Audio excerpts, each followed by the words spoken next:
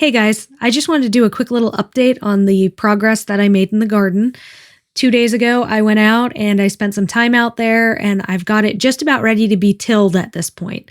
I have some footage of that and the work and cleanup that I did, so I'll play that for you guys. And I did bury chicken wire all around the perimeter of the garden last year, similar to a predator apron that you would do on a chicken coop, except for the only spot I didn't do was across the front of the garden where the door is.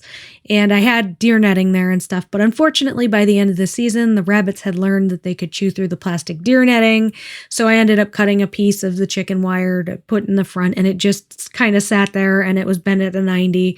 I put some rocks on it to hold it down and stuff. So this year, as you'll see in the footage here, I ended up digging it out and burying it to get that taken care of.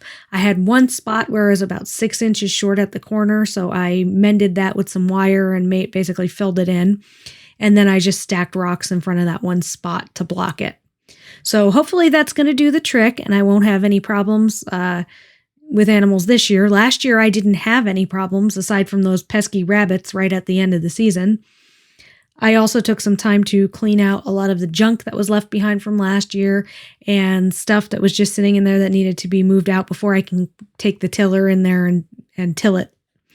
I didn't want to have anything of like the baling twine and stuff get stuck in the machine because I had baling twine with stakes basically put in to outline the sections of the gardens until the plants came up so I could actually remember where the sections were in the rows.